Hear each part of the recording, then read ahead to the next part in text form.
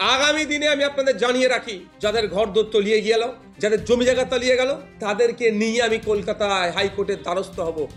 কলকাতায় এসে অবস্থান বিক্ষোভ করতে হবে, কলকাতায় এসে প্রতিবাদ সংগঠিত করতে হবে, না হলে কলকাতার বাবুদের টনক নড়বে না। যদি গঙ্গার পদ্মার বাঁধ নির্মাণ হয়ে যায়, তাহলে প্রতি বছরে বছরে যে টাকাটা আসে বরাদ্দ হয় ওদের ক্ষতিপূরণের জন্য, তাহলে আমার পকেটে ঢুকবে না। ব্যর্থ মেয়র একদম, ব্যর্থতা ঢাকার জন্য নাটক করছে।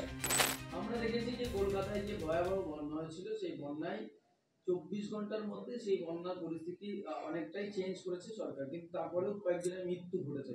কিন্তু মালদা মুর্শিদাবাদের গ্রাম অঞ্চলের যে মানে অত্যন্ত দুর্দশাপূর্ণ দীর্ঘ 2-3 বছর ধরে আমরা দেখতে পাচ্ছি যে সেখানে প্রতিনিয়ত ঘরবাড়ি নদীর তলায় তলিয়ে যাচ্ছে। সেখানে প্রশাসন সরকারের কোনো রকম হেলদোল নেই। রাজ্য বলছে কেন্দ্রের দায়িত্ব, কেন্দ্র বলছে রাজ্যের দায়িত্ব। সেখানকার মানুষ আজ অসহায়। দুটো কথা এক প্রসঙ্গ। প্রথম কথা বলি যে 24 ঘন্টা নয়, 24 ঘন্টার অনেক অতিক্রান্ত হয়েছে। 24 ঘন্টা কেন কলকাতায় এই ধরনের পানি জমে থাকবে? ব্যর্থ হয়েছে নিকাশি ব্যবস্থা। যাদের আছে দায়িত্ব, তারা বছরে বছরে টাকা পায়, সে টাকাগুলো লুট হয়েছে। ছোট ছোট জলাশয় কলকাতায় যেগুলো ছিল, প্রায় 5000-এর মতো, কম বেশি হতে পারে, আমাকে এক্স্যাক্ট ফিগারটা নাই, বুঝিয়ে দিয়েছে।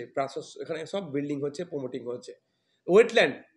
ওয়েটল্যান্ড কলকাতার লাগোয়া আমাদের ভাঙড় বিধানসভা, ক্যানিং বিধানসভাতে যেগুলো ছিল সেগুলো সব বুঝিয়ে বাড়ি বানাচ্ছে।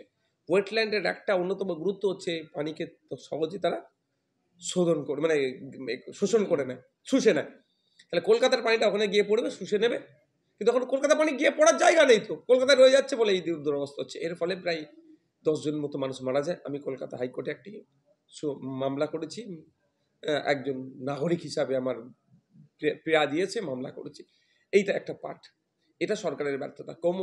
মেয়র সাহেব কোমরের নিচে অব্দি পানিতে নেপে হই করলে তো কিচ্ছু হবে না, মানুষকে বোকা বানানোর চেষ্টা করছে। ব্যর্থ মেয়র একদম, ব্যর্থতা ঢাকার জন্য নাটক করছে। মেয়রের পদে বসার উপযুক্ত নয় ওনারা। যদি মানুষকে পরিষেবা না দিতে পারে ওই সিটের, তার কোনো গুরুত্ব নেই, কোনো দাম ওনার বসার যোগ্যতা নেই। তারপরও তিনি কোমর পর্যন্ত পানিতে নেবে হই করছে, বলছে বেশ কি না কিছু করে ফেলেছে। এটার বিরুদ্ধে আমি মামলা করেছি। এবার আসলে আপনি যেটা বলছেন গঙ্গা ভাঙন, পদ্মা ভাঙন, এটা তো গ্রামীণ সমস্যা। শহরের বাবুরা এতে নাক দেখাবে না। আপনি বলেন মুর্শিদাবাদ এবারে 20টা বিধায়ক উপহার দিয়েছে তৃণমূলকে, একটা পূর্ণমন্ত্রী পেয়েছে। শহর কলকাতার কটা মন্ত্রী বিধায়ক মন্ত্রী হয়েছে, আর মুর্শিদাবাদ থেকে কটা মন্ত্রী বিধায়ক হয়েছে দেখুন। অর্ধমন্ত্রী একজন, MOS MIC হতে পারেনি। আখরুজ্জামান সাহেব বিদ্যুৎ দপ্তরের প্রতিমন্ত্রী। মুর্শিদাবাদ কোথায়? গ্রামীণ সমস্যা বলে নজরে পড়ছে না।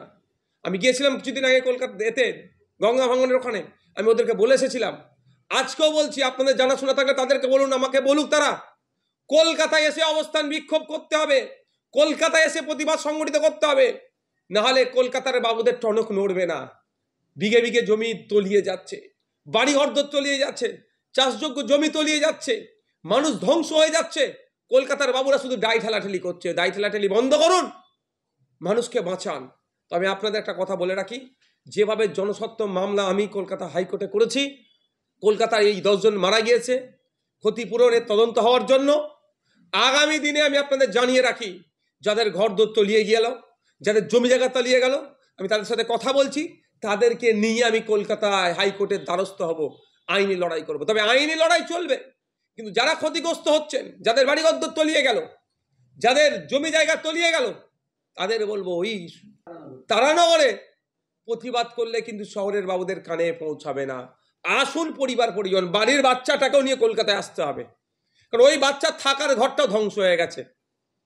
কলকাতায় আসুন, প্রয়োজনে আমার সহযোগিতা যদি আপনারা চান, সম্পূর্ণ সহযোগিতা করব।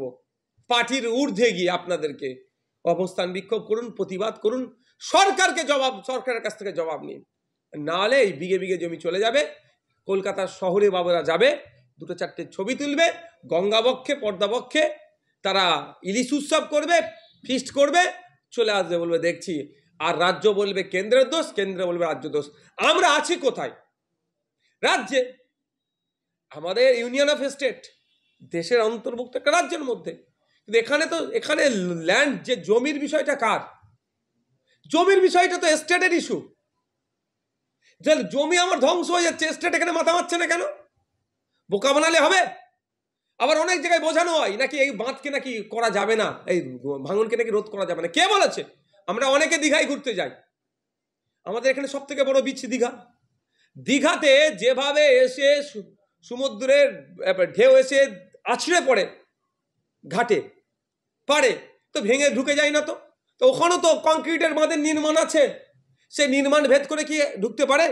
তাহলে কেন গঙ্গা আপনার ওই ধরনের কংক্রিটের বাঁধ নির্মাণ করা যাবে না? কেন পদ্মার বাঁধ নির্মাণ করা যাবে না, যার পরে আর ভেঙে ঢুকবে না? যদি গঙ্গার পদ্মার বাঁধ নির্মাণ হয়ে যায়, তাহলে প্রতি বছরে বছরে যে টাকাটা আসে বরাদ্দ হয় ওদের ক্ষতিপূরণের জন্য, তাহলে আমার পকেটে ঢুকবে না। না, আমার পকেটে টাকা ঢোকার জন্য অত মানুষকে আমি ধ্বংসের দিকে ঠেলে দিচ্ছি। আর যাদেরকে আপনারা ভোটে জিতে বিধানসভার, আইনসভার, লোকসভার মধ্যে পাঠিয়েছেন, তাদের ভূমিকা কি? তারা গিয়ে কেন সওয়াল করছে না?